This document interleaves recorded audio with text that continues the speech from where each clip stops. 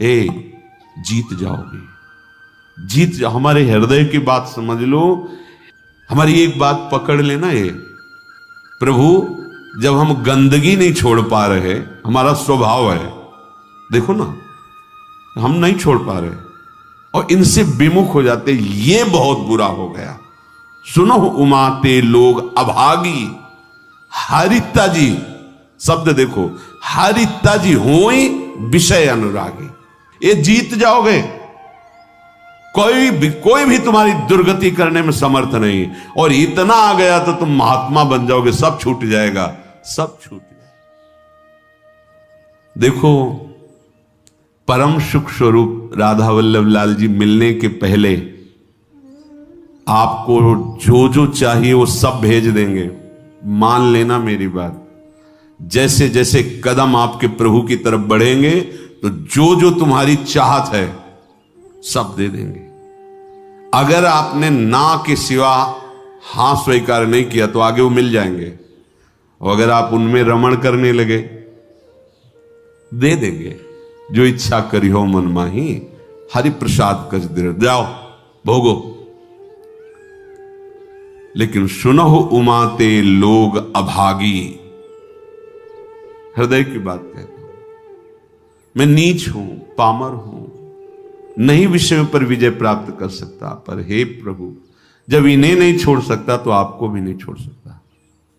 हमारा स्वभाव है पकड़ना। जब हम काम क्रोध लोभ मोह मद मत्सर नहीं छोड़ पाते नाथ, तो आपको कैसे छोड़ देंगे? नहीं, ए जीत जाओगे, जीत जाओ। हमारे हृदय की बात समझ लो। ये माया का ऐसा आकर्षण है कि ऐसे कभी कोई करके निकल ही नहीं पाया। मुझ में ताव दे के कोई नहीं निकल पाया। शिव विरंचिका मोहई को है बपुरा आन, बपुरा माने बेचारा, बेचारा और कौन ऐसा है? इन बड़े बड़े महापुरुषों की भी आंखों में, ज्ञान दृष्टि संपन्न नेत्रों में भी भ्रम पैदा कर दे, उसका नाम माया। गरुण महाज्ञानी गुण राशि, देवर्षि भगवान के अवतार। बस समझो, हमारी एक बात पकड़ लेना। ये प्रभु जब हम गंदगी नहीं छोड़ पा रहे, हमारा स्वभाव है, देखो ना, हम नहीं छोड़ पा रहे, तो नाथ बड़ी गुरु कृपा से आपका नाम आप पकड़ में आए हो। तो हम ये नहीं कह रहे कि हम गंदगी छोड़ के आपको पकड़ लेंगे। हम गंदगी नहीं छोड़ पा रहे तो आपको भी नहीं छोड़ पाएंगे। ए जीत जाओगे, हमारी बात मान लेना, प्रार्थना मान लेना, इस बात की अकाट्य समझ लेना। जन अवगुण प्रभु मान न काऊ, दीन बंधु अति मृदुल। हमसे गलती क्या हो जाती है? हमारी मन भावती भोग वृत्ति को जहां भोग मिले तो हम इनको छोड़ देते हैं और उसको पकड़ लेते हैं और इनसे विमुख हो जाते हैं। ये बहुत बुरा हो गया। सुनो उमाते लोग अभागी, हरिता जी शब्द देखो, हरिता जी होई विषय अनुरागी। ये शरीरधारी कितने दिन जीवित रहेंगे? इनको अपना पति माने, प्रीतम माने, अपना जीवन सर्वस्व माने, कितने दिन रहेंगे? छूटेगा ना। तो इनके अंदर जो बैठा हुआ मेरा प्रीतम है उससे प्यार कर लो, सब में वही विराजमान है, भावना कर लो।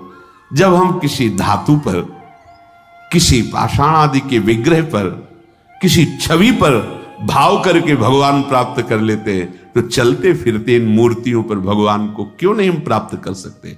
पर हमारा भगवत भाव हट जाता है और विषय सेवन से व्यक्तित्व भाव आ जाता है। ये स्त्री, ये पुरुष, ये जड़, ये चैतन्य, यही घाटा हो जाता है। हमारी बात मान लेना, ये बहुत सहज और सरल बात है। इतना इतना छोड़ करके आप प्रभु को स्वीकार करें, बड़ी कठिन बात है। और ये हम कोई मनमानी नहीं कह रहे हैं।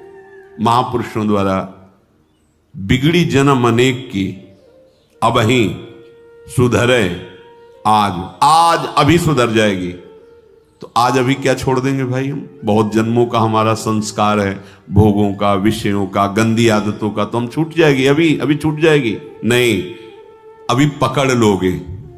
पकड़ तो लोगे ना?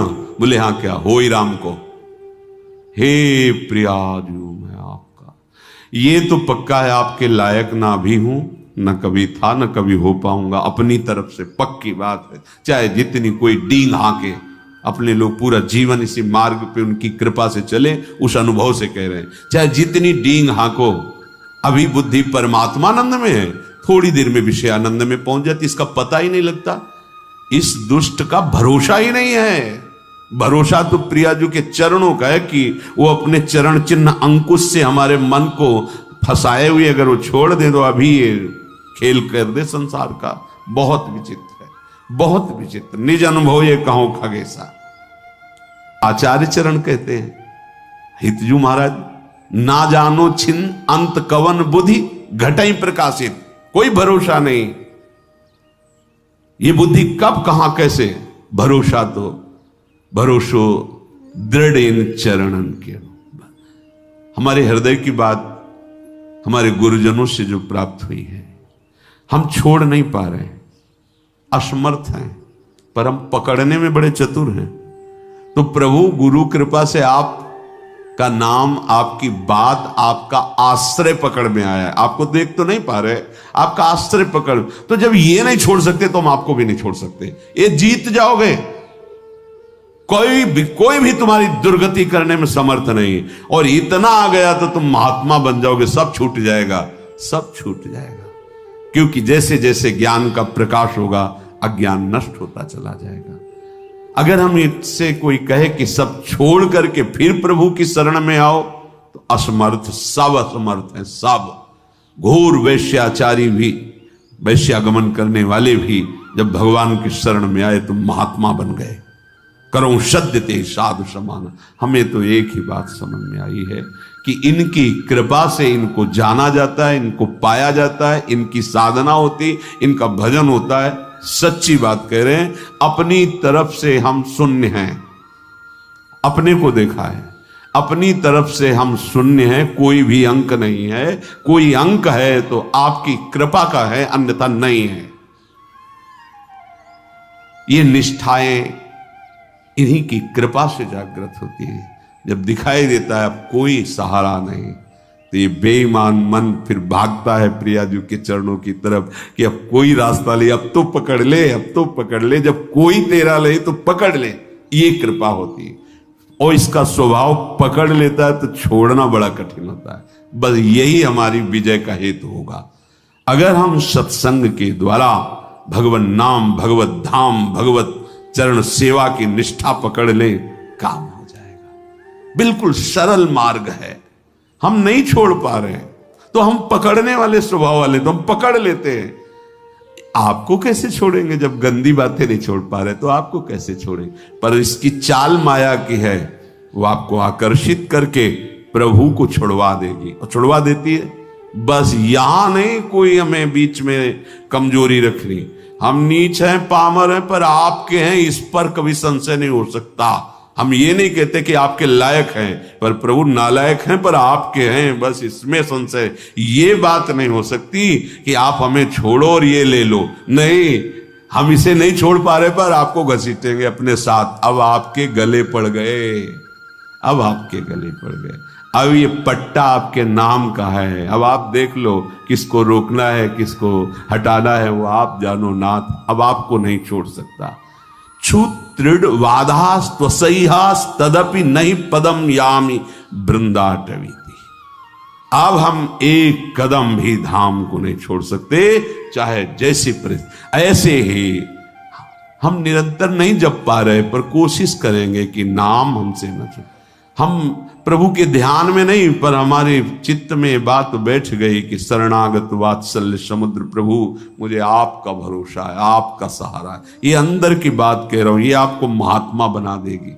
अपने मन की बात जो प्रभु की बात से मिले वही प्रमाणित मानी जाती है। भगवान कह रहे हैं, अपिचेत सुदुराचारो भजते माम अनन्य भाग। अनन्य भाग भजन का मतलब वो निरंतर भजन नहीं कर रहा, उसने भाव कर लिया है कि अब मुझ जैसे दुराचारी पापी का एक ही भरोसा है, केवल भगवान। ये अंदर की बात समझ जाओ। इसको कहीं इसकी व्याख्या सुनने की कोशिश मत करना, क्योंकि जैसी स्थिति होती वैसी व्याख्या होती है। भगवान के वाक्यों का सर्वस्वरूप है। आप जिधर से देखोगे वो आपको अपने अनुकूल दिखाई देने लगेंगे।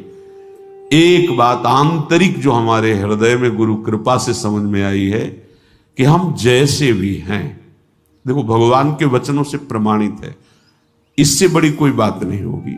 जो नर होए चराचर द्रोही, आवे सभय शरण तक मोही। चराचर का द्रोही है, पर वो भयभीत हो गया कि अब मेरा कोई सहारा नहीं है, प्रभु के सिवा मुझे कोई नहीं बचा सकता, मैं इतने पाप किए हूं।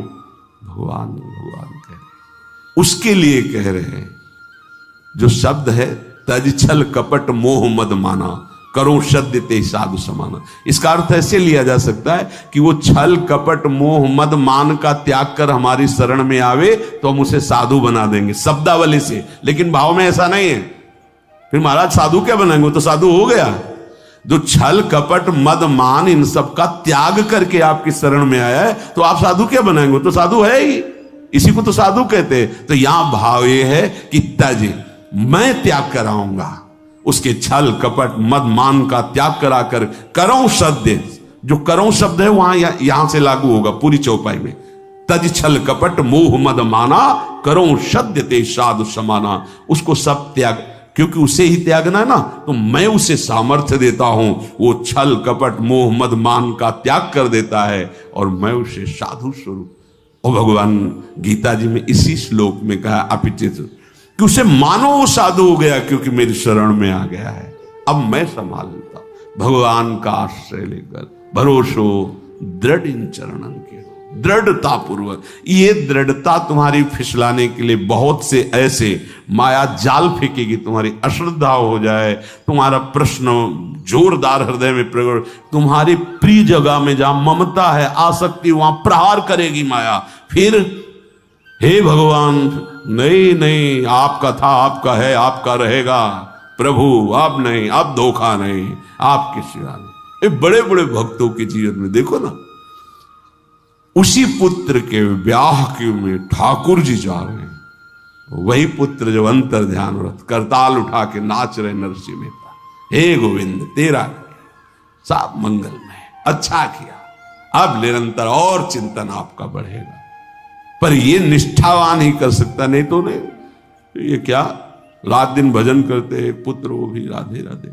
श्रीवास जी को देखो, हर महाभागवत को देखो, ये आने जाने वाला देश है, टिकाऊ नहीं है। ये परिवर्तनशील नाशवान शरीर है, अविनाशी नहीं है। यहां जितना खेल है बस होश में खेल लो, इस खेल से मुक्त हो जाओ। यही होश है कि और को छोड़ पाओ ना छोड़ पाओ, इनको मत छोड़ना, इनको पकड़ लो, जीवन कृतार्थ हो जाएगा। चलते हैं महाभागवत पांडवों के पावन चरित्र में प्रसंग चल रहा है। महाराज युधिष्ठिर को दुखी देखकर उनके मामा जो माद्री जी के भाई शल्य, वो प्रसंग सुनाया कि आप और द्रौपदी को ही केवल दुख नहीं हुआ, देवराज इंद्र और उनकी पत्नी शची को भी महान दुख भोगना पड़ा है, आप चिंता ना कीजिए। तो उन्होंने पूछा क्या दुख भोगना पड़ा, वो तो त्रिभुवन पति हैं। तो प्रसंग चल रहा था, त्वष्टा जी के हृदय में द्वेष भाव देवराज इंद्र की प्रथा, उन्होंने विश्वरूप को मंत्र बल से प्रकट किया, देवराज इंद्र ने वज्र के द्वारा उनका, फिर उन्होंने वृत्तासुर को प्रकट किया, फिर वृत्तासुर का कल चरित्र आपने सुना। अब जो वृत्तासुर से ब्रह्म हत्या प्रकट हुई, वो इंद्र को कहीं भी शांति नहीं लेने दे रही थी। तो जल को एकांत देश में जाकर जल को स्तंभित करके कमल नाल में सूक्ष्म रूप से प्रवेश होकर के वहां रह रहे थे। अब देवराज इंद्र पद खाली था, तो समस्त ऋषि देवताओं ने देखा त्रिभुवन में अराजकता फैल रही। तो लोकपाल देवता ब्रह्म ऋषि सब विचार करने लगे कि त्रिभुवन पति पद पर किसका अभिषेक होना चाहिए। इस समय त्रिभुवन में कौन है जिसे त्रिभुवन पति पद दिया जाए। तो देखा गया तपस्या में, यज्ञों में, दान पुण्य में, धर्म में बहुत बढ़े हुए महाराज नहुष जी हैं। उनके पास देवता ऋषि सब गए, प्रार्थना की। तो नहुष ने कहा कि मैं आपके सामने बहुत दुर्बल हूं, मेरे में इतनी सामर्थ्य नहीं कि मैं आप देवता और ब्रह्म ऋषियों का शासन कर सकूं। राजा वही होता है जो सबसे बलवान होता है, मैं तो निर्बल हूं आपके सामने। तो ये सुनकर के संपूर्ण देवता ऋषि मुनि स्वर्ग के राज्य का पालन करने के लिए उनसे कहा, अच्छा तो तुम इस बात से अपने को कमजोर मान रहे हो, तो हम ये वरदान देते हैं। समस्त देवता ऋषियों ने कहा, देवता दानव यक्ष ऋषि राक्षस पितर गंधर्व भूत मनुष्य जो भी आपके सामने दृष्टि में आ जाएगा, उसका आधा तेज बल तप बल सब आप में आ जाएगा। अब आपको कोई परेशानी, आप स्वर्ग में ब्रह्म ऋषियों के द्वारा आदर पाकर के त्रिभुवनपति आसन पर बैठे। धर्म को आगे रख करके राजा नहुष को अभिषिक्त किया गया, अभिषेक किया गया वेद मंत्रों द्वारा, और परम दुर्लभ देवराज इंद्र के पद पर उनको बिठाया गया। अब को नरस जन्मा जग माही प्रभुता पाहि जाहि मद नाही। कौन ऐसा है जो संसार में बड़ा पद मिल जाए और अभिमान ना आ जाए? यही रोग इनको भी लग गया। त्रिभुवनपति पद कुछ दिन तो ठीक से चला, इसके बाद मद जो है अपना प्रभाव दिखाने लगा। उनको लगा जब मैं देवराज पद का भोग कर रहा हूं तो फिर इनसे क्या। सभासदों को बुलाया, बड़े बड़े लोकपाल देवता सब उनकी सभा में बैठते हैं। कहा पूर्व इंद्र की जो महारानी सची हैं मेरी सेवा में उपस्थित किया जाए, उनको आज्ञा दिया जाए। मेरी आज्ञा है मेरी सेवा में उपस्थित हो, क्योंकि जब देवराज पद का अधिकार मुझे प्राप्त है तो उनका भी। सची देवी आज रात्रि में मेरे महल में पधारे, मेरी आज्ञा सुना दी जाए। ये जब सची देवी से प्रार्थना की गई तो बहुत घबरा गई, दुखी हो गई। पातिव्रत धर्म से युक्त है, उनका तो आश्रय भगवान बृहस्पति जी हैं। वो अपने महल से निकले और बृहस्पति जी के चरणों में जाके कहा, गुरुदेव मैं आपकी शरण में हूं, आप मेरे पातिव्रत धर्म की रक्षा कीजिए। नहुष इस समय इंद्र पद में है और उसने ऐसी आज्ञा की है, और मैं अपने प्राण वल्लभ देवराज इंद्र के सिवा किसी भी पुरुष को पुरुष रूप से कभी देखा ही नहीं, स्वीकार ही नहीं किया। मैं एक पतिव्रता हूं और भगवान आपने भी मुझे सौभाग्यवती का आशीर्वाद दिया है, तो क्या मेरा ये दुर्भाग्य होगा? प्रभु आप मेरी रक्षा कीजिए। आपकी वाणी परम सत्य होती है। हे देवगुरु, आपने आज तक जो बोला है कभी मिथ्या नहीं गया। आपका पूर्वोक्त वचन की सौभाग्यवती हो, वो मेरा सुरक्षित रहना चाहिए। बृहस्पति जी बहुत विचार मग्न हो गए कि इस समय उसके सामने जो जाएगा तो उसकी सारी सामर्थ्य से आधा बल उसे प्राप्त हो जाएगा। ठीक है, मैं विचार करता हूं, तुम नहुष से डरो मत, थोड़े दिनों में ही ये नष्ट हो जाएगा। जिसकी परिस्त्री गमन की वृत्ति है वो नष्ट हो जाएगा, उसे नष्ट करना नहीं पड़ता, वो अपने कर्म से ही नष्ट हो जाता है। सची देवी कि अब समय तो बहुत थोड़ा है, कभी फिर वो आदेश कर सकता है। वो रात्रि देवी की उपासना की। रात्रि देवी उपश्रुति नाम से प्रकट हुई। सची जी ने कहा, जा इंद्र पुनः छुप गए, मुझे ले चलो, मैं स्वयं उनसे बात करूंगी। उपश्रुति देवी, ये सब खाली नहीं कि दिन रात्रि, ये सब साक्षात हैं, ये भगवत स्वरूप है। इसीलिए किसी के पाप और पुण्य का हिसाब वहां करने के लिए वकील की जरूरत नहीं होती। जिस समय तो समय उपस्थित है, रात है या दिन वो उपस्थित है, जिस दिशा में वो उपस्थित है। तुम्हारा मन स्वयं आत्मस्वरूप से प्रभु, सब वहां किसी की सलाह की जरूरत नहीं, जो कर्म उसका उसी क्षण हिसाब। उपश्रुति देवी ध्यान में देखा कि इंद्र कहां हैं, देखो जल को स्तंभित करते हुए कमल नाल के अंदर छुपे बैठे हैं। उपश्रुति देवी को वहां उपस्थित देखकर इंद्र प्रसन्न हुए। अब आप आ गई तो कोई न कोई उपाय तो बताएंगे ही। उन्होंने कहा, इंद्रदेव तुम्हारा कल्याण हो, इंद्राणी का दुख देख करके मैं आई हुई हूं। तुम सब पर्वत वन पृथ्वी स्वर्गलोक सबका त्याग कर यहां जल में हो, और यहां इंद्राणी की क्या दशा हो रही तुम्हें पता है, बड़ा दुख भोग रही। तुम कमलनाल में सुरक्षित हो, पर आपको इंद्राणी को सुरक्षित करना चाहिए। देवराज इंद्र ने कहा कि इस समय मैं असमर्थ हूं। नहुष बहुत बड़ा बलवान है और वो कुचेष्टा पर उतारू है, तीनों लोगों में कोई ऐसा नहीं कि उसे सुधार सके। मैं इसमें क्या कर सकता हूं? वो पापपूर्ण विचार रख रहा है। उनका अपने आप को आप प्रकाश में लाइए, अपने तेज से आप देवताओं का जो शासन पद उसे स्वीकार कीजिए। इंद्र ने कहा, देवी इस समय पराक्रम मेरे में नहीं है, नहुष में है। देखो कितना बड़ा पद मिला, कितनी बड़ी कृपा मिली, चूक कैसे हो जाती है। इसीलिए जब तक भगवत आराधना में नहीं चित्त डूबता या भगवत आराधन संतों के शासन में नहीं रहता तो बड़े बड़े से चूक हो जाती है। इसीलिए चाहे शिव बिरंची सम होई, गुरु बिनु भव निधि तरह न कोई। तुम्हें गुप्त रूप से एक कार्य करना, मैं उपाय बता देता हूं। अब इंद्र जी उपाय बता रहे कि तुम नहुष के पास जाना, निर्भय रहना, और उससे कहना जगतपति हो तुम, तुम्हारा पूरा अधिकार है जगत पर।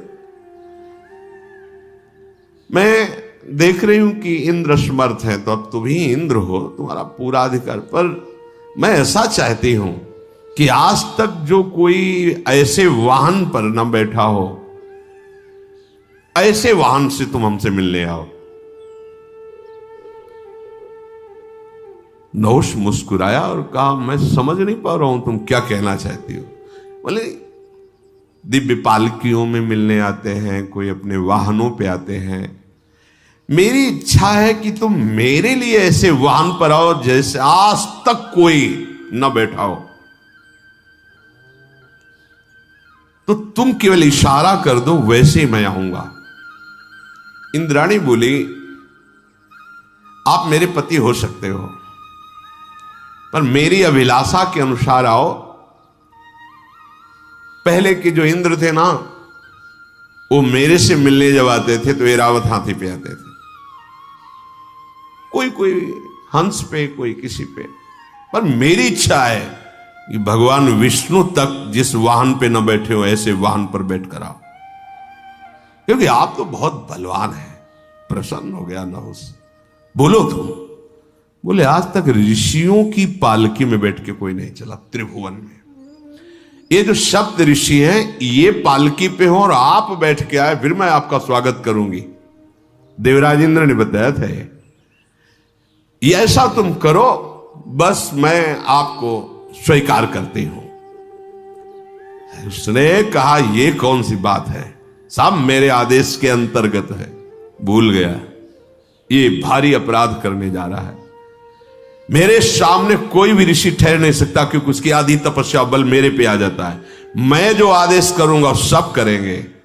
तुम जाओ अपने भवन में, और मैं सप्त ऋषियों की पालकी पे आ रहा हूं। कितना बड़ा अपराध! जो जगत बंदनी महापुरुष हैं, जिन्हीं के आशीर्वाद से इंद्रासन पद पे बैठा था, बुद्धि भ्रष्ट हो गई। ये देखो, जब परिस्त्री गमन किया जाता है तो बुद्धि का निर्णय गलत हो जाता है। बुद्धि बिगड़ गई, बुद्धि का बिगड़ जाना ही नाश है। कामः संजायते क्रोधा, क्रोधा स्मृति विभ्रमा, स्मृति भ्रंशात् बुद्धिनाशो, और बुद्धिनाशात् प्रणश्यति। बुद्धि का नाश ही सर्वनाश कहा जाता है। देवी, मैं तो तुम्हारा दास हूं, तुम जो आज्ञा करोगी वही करूंगा। सुंदर मुख वाली सची बाहर से मुस्कुराते हुए अंदर से कि अब तेरा नाश निश्चित है, क्योंकि जिन ऋषियों का चरणामृत इंद्र को भी पावन करता है, उन ऋषियों की पालकी पे बैठते ही तेरे सारे सुकृत नष्ट हो जाएंगे। जो मां नहीं मात पिता नहीं देवा, साधुन सन करवावें सेवा, जिनके ये आचरण भवानी ते निश्चर समझानो प्राणी। हाँ, बहुत संभल कर संत महात्माओं के पास जाना चाहिए, बहुत संभल के, दैन्यता से। सारा सुकृत नष्ट हो जाएगा। अगर आप बैठ नहीं पाते तो खड़े रहो, 1 सेकंड में नमस्कार करो, निकल जाओ। बैठने की जरूरत है, वो तुम्हारे लिए कुर्सी ला के रखेंगे, तुम हो क्या। बस यही जहां भूल हो जाती है ना कि मैं अमुक पद में हूं, डालो कुर्सी डालो, तो डाल देंगे, भगवान के दास हैं, आसन बिछा देंगे, तुम्हारे आगे झुक जाएंगे। पर तुम जिनके बल पर पदाधीश बने थे वो पुण्य तुम्हारे नष्ट हो जाएंगे, खोखले हो जाओगे। आए थे बलवान बनने के लिए, गए निर्बल होकर के। इसीलिए बहुत बहुत सावधान। महाराज दुष्यंत जब कर्ण जी के आश्रम में जा रहे तो हमने पढ़ा, उसमें नंगे पैर छत्र हटा के, शीश की पाग हटाकर, एक केवल अंगरक्षक, वो भी प्रधान गेट तक वहीं छोड़ दिया, अकेले दैन्य भाव से, दीन होकर, राज चक्रवर्ती पोशाक पे नहीं, दीन होकर ऐसे। महापुरुषों द्वारा दिए हुए आसन को प्रणाम करके हट के बिना आसन के बैठना चाहिए। अगर उनके दिए आसन पर बैठ गए, क्षमता तुम्हारी नहीं है, तो सारे सुकृत नष्ट हो जाएंगे। जैसे देवती जी, मनु जी, शतरूपा जी जब करदम जी के आश्रम पर गए तो 3 आसन बिछाए। सम्राट पद पर भगवत स्वरूप हैं महाराज, आसन को प्रणाम किया, बैठे। शतरूपा जी पर देहूति जी ने आसन को प्रणाम कर खाली आसन पे बैठी। देख लिया बुद्धि प्रवीण है, हमारी अर्धांगिनी पद के अधिकारी है। संत महात्माओं का स्वरूप बड़ा दैन्य होता है। वहां यह सावधानी रखनी चाहिए कि उनके द्वारा कोई हमारी परिचर्या नहीं होनी चाहिए। हम गए हैं उनका कृपा प्रसाद लेने, अब वो खड़े, आपको कुर्सी चाहिए, हाँ जी, अब वो विरक्त संत कुर्सी उठा के ला रहा है, आपको बैठा रहा है। आप ठीक है, आपका कमर ठीक नहीं, टांग ठीक नहीं, एक बार एक दर्शन की बस हम बैठ रहे हैं, हम सुन लेंगे यूट्यूब में, आपके सामने नहीं जा रहे हैं। या हम कष्ट से कि सीढ़ी में नीचे बैठ जाते हैं, सुन लेते हैं। नहीं, अगर बैठने लायक हो बैठ जाओ, नहीं खड़े दर्शन करो, चले जाओ, जरूरत नहीं है। उनके द्वारा दी हुई सेवा तुम्हारे सुकृत नष्ट कर देगी। पर वो जब बुद्धि प्रवीण नहीं होती तो फंस जाती है। हम देखते हैं गुरुजनों के सामने आसन पे नहीं, आसन उनसे श्रेष्ठ हो, तप में, भजन में, तो भी प्रणाम करके आसन को माथे से प्रणाम फिर बैठा जाता है। ऋषि मुनि संत महात्मा, इनके पास उनके दिए हुए आसनों को हटा दिया जाता है, समेट के रख दिया। उनका तो स्वभाव सम्मान, हम इसके योग्य नहीं। दैन्यता, कमा के चले जाओगे, लेके चले जाओ, नहीं तो गंवा के चले जाओगे। यही देवराज इंद्र ने विचार करके कहा, जाओ सप्तऋषियों की पालकी में वो आए, ऐसे उसको प्रेरणा करो। अब इसने आज्ञा की,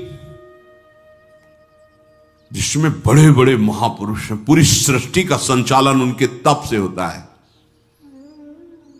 बृहस्पति जी के घर पे इंद्राणी, और दुष्टात्मा नहुष तो एकदम बावरा हो गया, समझ ही नहीं पाया कि मेरे नाश की बात हो रही है। बहुत होश में रहना चाहिए। फोन कर दिया, गाड़ी भिजवा रहे हैं, उनके लिए VIP व्यवस्था, खान, ये तुम्हारा पतन करवा देगा। एक जगह तो अहंकार नष्ट होना चाहिए तुम्हारा। संत गुरुदेव के सामने तो तुम्हारा अहंकार नष्ट, कोई पदवी तुम्हारी नहीं। अगर पद में देखो तो अखिल कोटि ब्रह्मांडों के स्वामी का दासत्व पद है, वो परम पद पे आरूढ़ महापुरुष। तुम्हारा पद क्या है? 4 दिन की चांदनी फिर अंधेरी रात, कर लो मनमानी। वो अगर दैन्यता से झुक रहे हैं, तुम्हारे मंगल के लिए झुक रहे नहीं, वो परम पद में विराजमान है।